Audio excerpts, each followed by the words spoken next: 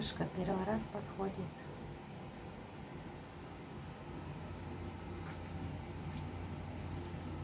Первый раз осмелилась подойти близко.